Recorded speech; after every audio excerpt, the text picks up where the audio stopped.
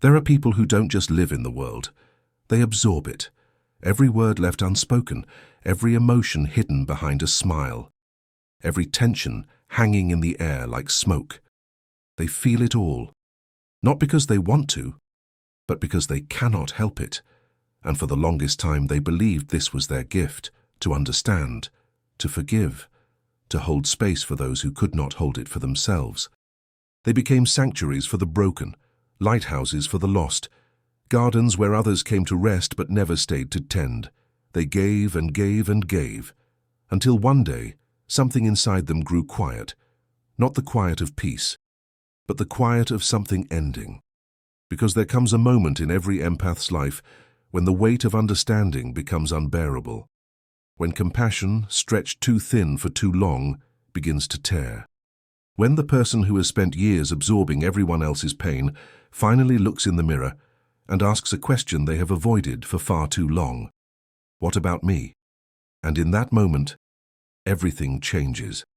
The narcissist never sees it coming. How could they? They have spent so long feeding on empathy, on patience, on the endless well of forgiveness that seemed to have no bottom. They grew comfortable in the knowledge that no matter how much they took, there would always be more to take. But they misunderstood something fundamental about empaths. They mistook softness for weakness, silence for submission, patience for powerlessness. They never realized that empathy is not the absence of strength. It is strength under extraordinary control. And when that control is finally released, when the empath reaches the edge of what they can carry and decides to set it all down, the ground shakes. Not with rage, not with violence, but with something far more unsettling: clarity. Because a fed-up empath does not explode. They do not scream or throw accusations into the air like stones. They do not seek revenge or plot elaborate schemes of retribution. They simply stop. They stop explaining themselves to people who never intended to understand. They stop making excuses for behavior that requires no explanation beyond cruelty. They stop carrying emotional debts that were never theirs to pay. And in that stopping, in that quiet withdrawal of energy, the narcissist feels something they have rarely felt before: the absence of supply. Suddenly, the mirror they relied on to reflect their greatness goes dark. The audience that validated their every performance walks out of the theater. The emotional ATM they have been withdrawing from for years displays a message they never expected to see: insufficient funds. And it terrifies them, because narcissists do not fear anger. Anger is familiar. Anger can be manipulated, redirected, turned into proof of the other person's instability. Anger feeds the narrative they have carefully constructed, that they are the victim, the misunderstood one, the person simply trying their best in the face of unreasonable demands. But indifference? Indifference is a language they do not speak. When an empath reaches the point of true detachment, when they look at the person who once consumed their thoughts and feel nothing, not love, not hate, not even disappointment, the narcissist loses their foothold. They try the old strategies. The apologies that sound sincere but carry no weight. The promises of change that evaporate as soon as the immediate crisis passes. The guilt trips, the charm offensives, the carefully timed vulnerabilities designed to reel the empath back in. But something is different now. The empath has seen behind the curtain. They have recognized the patterns, the cycles, the endless loop of harm and healing that never actually heals. They have counted the cost of their compassion and realized it has been paid in pieces of themselves they can never get back. And so they do the one thing the narcissist never believed they would do. They choose themselves, not out of cruelty, not out of spite, but out of the simple, radical act of self-preservation. Because here is what the empath finally understands: you cannot save someone who is unwilling to be saved. You cannot love someone into wholeness when they refuse to acknowledge they are broken. You cannot fill a void in another person when they keep tearing holes in themselves, and trying to do so does not make you noble. It makes you complicit in your own erosion.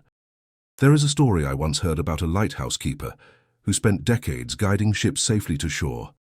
Every night, without fail, he would climb the spiral stairs, light the lantern, and watch the darkness for signs of vessels in distress. One night, during a terrible storm, he saw a ship heading straight for the rocks, He waved his lantern. He shouted into the wind. He did everything in his power to warn them of the danger ahead. But the ship did not change course. The captain, convinced of his own navigational brilliance, ignored every signal, and the lighthouse keeper watched, helpless as the ship shattered against the stones. For days afterward, he could not sleep. He replayed the moment over and over, wondering what more he could have done. What signal he had missed, what failure of his had led to such destruction. Until an old sailor, weathered by decades at sea, told him something he would never forget. You cannot steer someone else's ship. You can only keep your light burning. The fed-up empath has learned this truth the hard way. They have burned themselves out trying to steer ships whose captains refuse to see the rocks. They have dimmed their own light trying to illuminate paths for people who preferred the darkness. And now finally they are choosing to let others crash, if that is what they insist on doing. This does not mean the empath becomes cruel. It does not mean they develop the same callousness they once suffered under, quite the opposite. The transformation of a fed-up empath is not from soft to hard, but from scattered to focused, from boundless to boundaried, from reactive to sovereign. They learn to direct their empathy with intention, rather than letting it spill out indiscriminately to anyone who asks. They understand that true compassion sometimes looks like saying no. That real love includes loving yourself enough to walk away from what diminishes you. They realize that their sensitivity, once treated as a burden, is actually a form of intelligence. An ability to read the invisible, to sense what others miss, to navigate the emotional landscape with a precision that comes from years of practice. And when that intelligence is no longer clouded by the need to please, to fix, to rescue, it becomes formidable. Because an empath who has stopped absorbing everyone else's chaos has access to something the narcissist can never touch, their own power. Not the power of domination or control, not the power that comes from diminishing others, but the quiet, unshakable power of someone who knows their own worth and refuses to negotiate it. This is why the fed-up empath is so dangerous to the narcissist. Not because they seek to harm, but because they no longer participate in the dynamic that keeps the narcissist fed. They stop defending themselves against baseless accusations, which removes the narcissist's favorite game. They stop seeking approval or validation, which eliminates the narcissist's primary leverage. They stop explaining their boundaries, which makes those boundaries non-negotiable. They stop caring what the narcissist thinks of them, which is the ultimate loss of control. And in the absence of reaction, the narcissist is left with only themselves, a mirror reflecting nothing but their own emptiness. And that is the one thing they cannot bear to see. So they move on. They find another source, another empath who has not yet learned the lesson, another well that seems bottomless until it runs dry. And the empath? The one who finally walked away. They begin the slow, sacred work of remembering who they were before they became everyone's answer. They start filling the spaces they once reserved for others with things that actually nourish them. They rediscover passions that were buried under the weight of other people's needs. They reconnect with the parts of themselves that were silenced in the name of keeping the peace. They learn that rest is not selfishness, that joy is not something to feel guilty about, that they do not need to earn their place in the world through endless service and self-sacrifice. They understand, perhaps for the first time, that their value is not measured by how much they can endure. This transformation is not easy. There are moments of doubt, where the old patterns whisper that maybe they should try one more time, that maybe they were too harsh, too unforgiving, too quick to give up.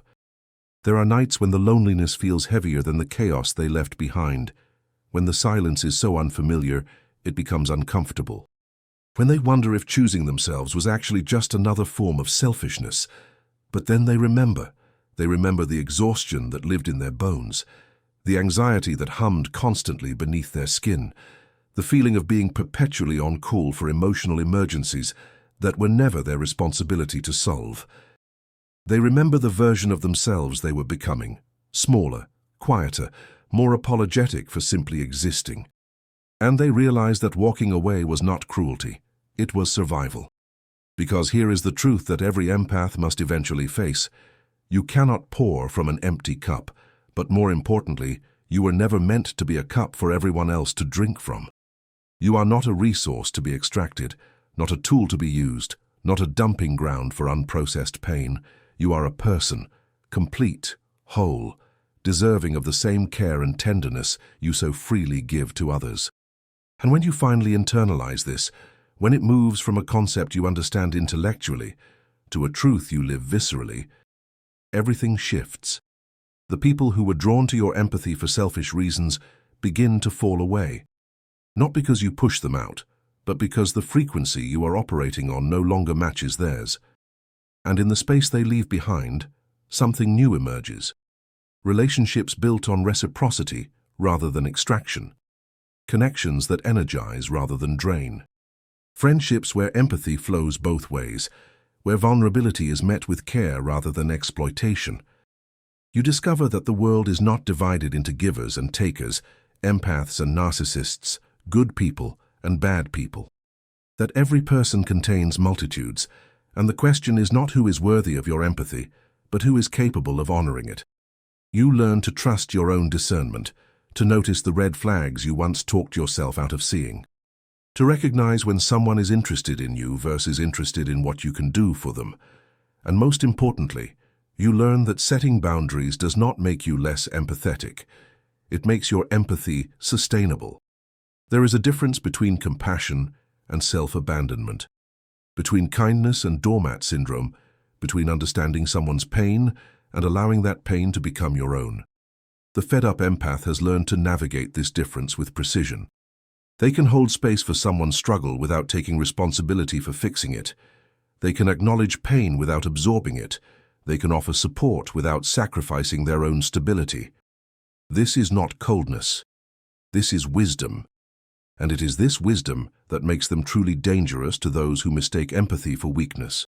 Because an empath who knows their worth cannot be manipulated through guilt, cannot be controlled through emotional blackmail, cannot be diminished through projection or gaslighting.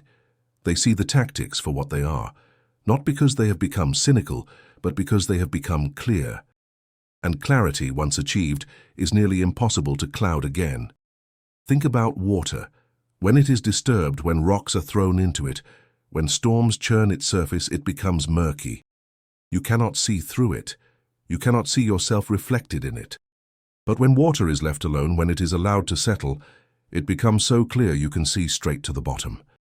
Every stone, every shadow, every truth that was hidden in the turbulence.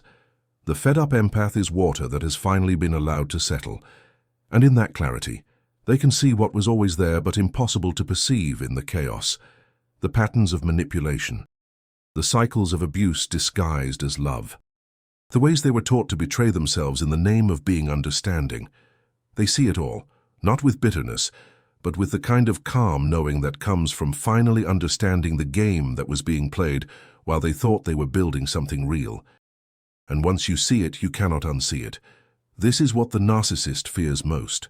Not the empath's anger, which can be weathered, not their sadness, which can be exploited, but their clarity, which cannot be argued with. When an empath stops defending their reality and simply lives it, there is no opening for manipulation, no entry point for doubt, no way to twist their perception back into confusion. They know what they experienced. They trust what they felt. They honor what they need. And no amount of gaslighting, love-bombing, or strategic vulnerability can penetrate that certainty.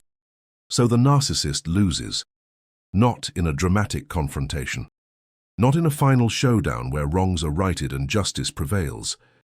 They lose in the quiet, devastating way of being irrelevant, of no longer occupying space in the empath's mind, of no longer being a reference point for self-worth, of no longer existing as anything more than a chapter in a story that has moved on to better things. And the empath? They discover something miraculous. That the energy they spent managing someone else's ego, tiptoeing around someone else's triggers, shrinking themselves to make someone else feel big, all that energy is still there. And when redirected toward their own life, their own dreams, their own healing, it becomes rocket fuel. Suddenly there is time for things that were always put on hold.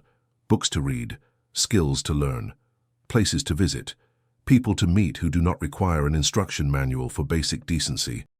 Suddenly there is space for emotions that were always suppressed in favor of keeping the peace, anger that was swallowed, needs that were minimized, boundaries that were apologized for. Suddenly there is room to grow in directions that were never possible, while contorted into shapes designed to fit someone else's brokenness. And in this expansion, the empath begins to understand why their awakening was so threatening, not because they became vengeful or cruel, but because they became unavailable for the role they had been cast in without their consent, the healer who never asks to be healed, the giver who never expects to receive, the understanding one who never requires understanding in return. That character is retired. Not out of exhaustion, though there was plenty of that, but out of self-respect. Because the fed-up empath has finally grasped a truth that changes everything. You teach people how to treat you not through words, but through what you accept.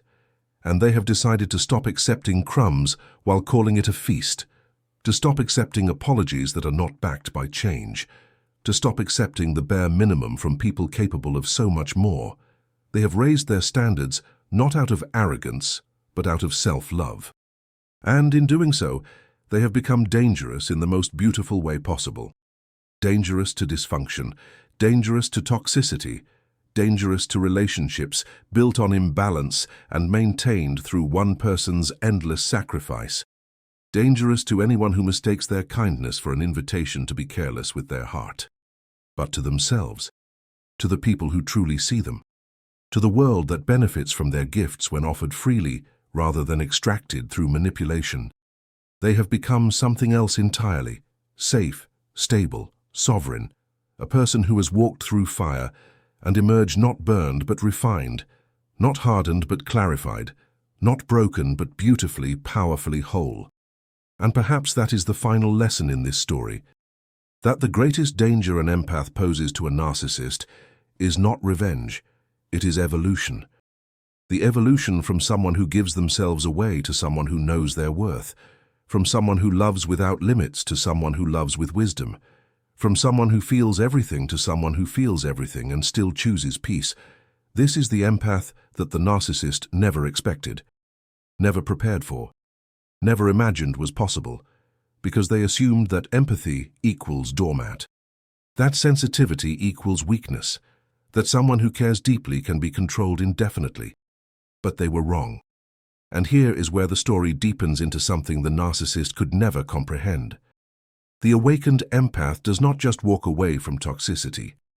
They walk towards something the narcissist has never known, authentic connection.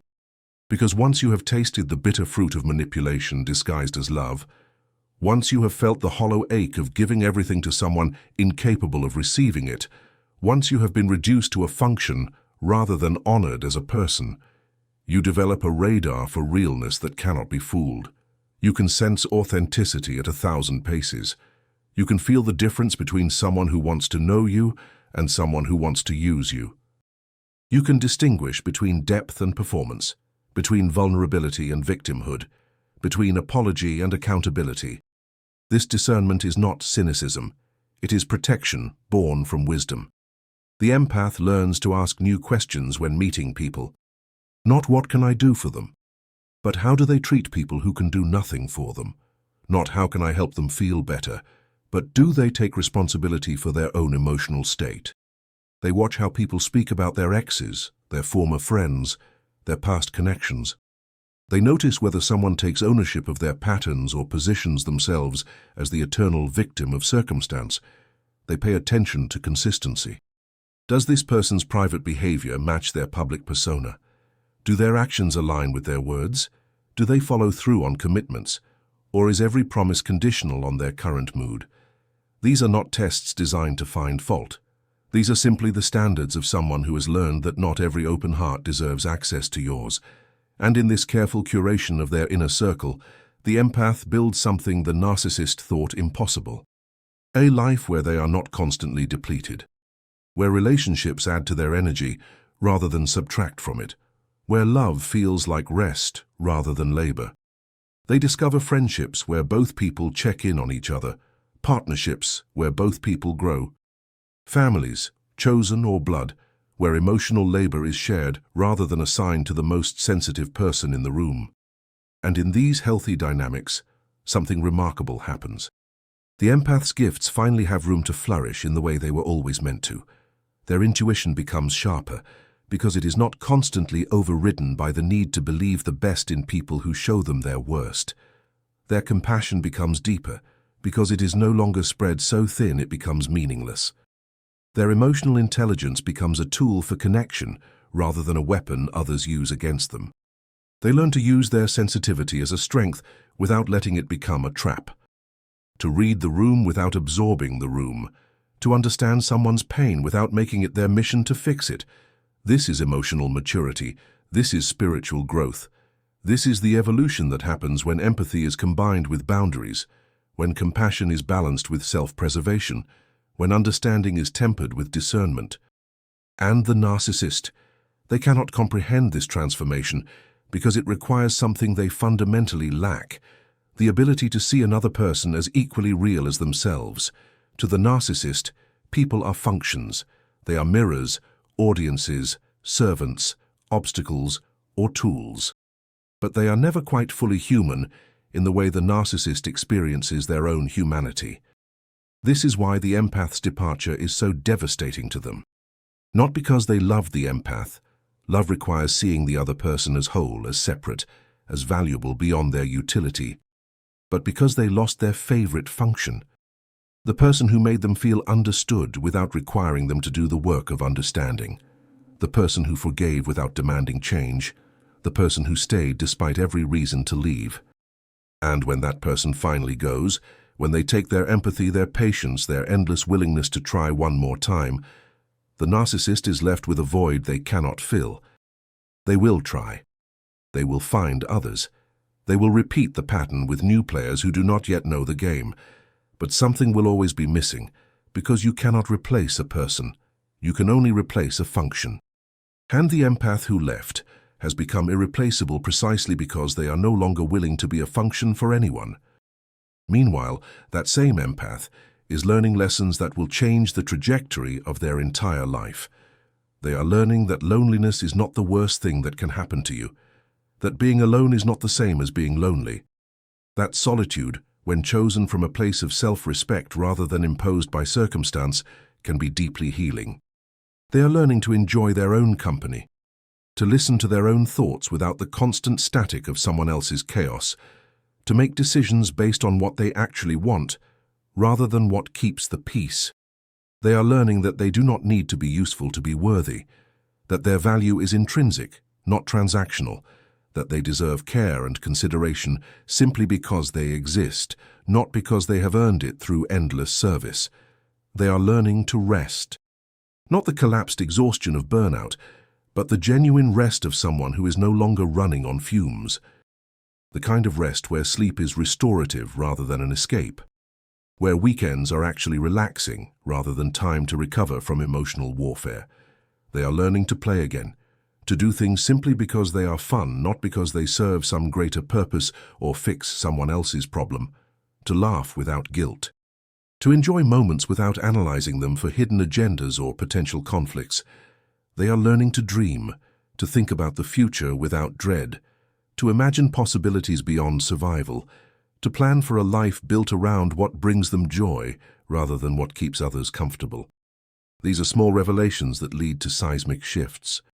Because when you spend years of your life oriented around someone else's needs, someone else's moods, someone else's version of reality, reclaiming your own orientation feels like remembering a language you used to speak fluently but forgot somewhere along the way. It feels like coming home to yourself. And this homecoming is what makes the awakened empath truly formidable. Not in a way that seeks to dominate or control, but in a way that simply cannot be dominated or controlled.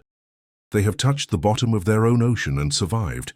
They have faced their deepest fears, abandonment, being unloved, being too much or not enough, and discovered they are still standing.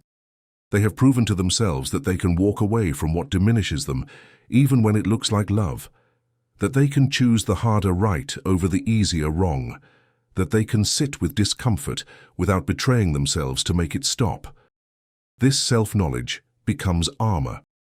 Not the kind that keeps everything out, but the kind that knows the difference between what deserves entry and what deserves dismissal. It becomes a compass, pointing always toward what honors their peace, their growth, their authentic self, even when that direction is lonely or misunderstood. It becomes a legacy, not just for themselves, but for everyone watching, for other empaths still caught in the cycle, for people who need to see that leaving is possible, that healing is real, that there is life, beautiful, full, expansive life, on the other side of toxicity.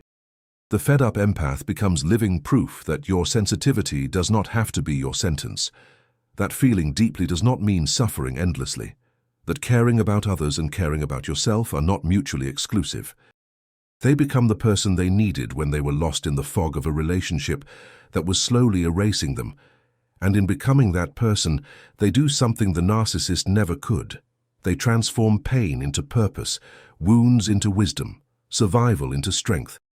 Not through force, not through denial, but through the brave, quiet work of sitting with their own story long enough to understand it, to grieve what was lost, to celebrate what was found, to integrate the lessons without letting them harden into bitterness. This is alchemy. This is turning lead into gold. This is the spiritual and emotional work that separates those who break from those who break open. The empath breaks open, and what pours out is not more pain to be managed or more wounds to be hidden.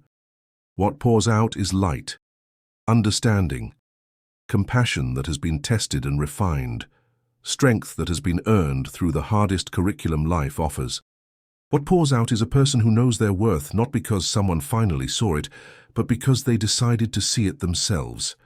And that decision, that moment of choosing self-recognition over external validation, is the point of no return. Because once you see your own worth, you cannot unsee it. Once you taste freedom, you cannot go back to captivity and call it love. Once you remember who you are beneath the roles you were assigned, you cannot forget again. The narcissist loses not because the empath became vindictive. They lose because the empath became sovereign. And sovereignty, true, rooted, unshakable sovereignty, is the one thing manipulation cannot touch. And by the time they realize it, the empath is already gone. Not physically necessarily, but energetically, emotionally, spiritually. They have taken back their light and aimed it toward horizons the narcissist cannot even imagine. And in the end, that is not just dangerous. It is liberation. The kind of freedom that comes from finally understanding that you do not need to set yourself on fire to keep others warm, that your empathy is a gift, not a responsibility, that loving yourself is not selfish, it is sacred. So if you are an empath reading this, wherever you are in your journey, know this. Your sensitivity is not a flaw to be fixed. Your depth is not a burden to be carried alone. Your capacity to feel is not a weakness to be exploited. It is power, waiting to be claimed, waiting to be directed, waiting to be used not in service of those who would drain you, but in service of a life that honors you. And when you finally step into that power, when you finally choose yourself with the same devotion you once offered others, you will understand why the narcissist feared this moment. Not because you became cruel, but because you became free. And there is nothing more dangerous to a system built on your captivity than your liberation. Walk away. Build your life. Tend your light. The world needs empaths who know their worth far more than it needs martyrs who have forgotten theirs.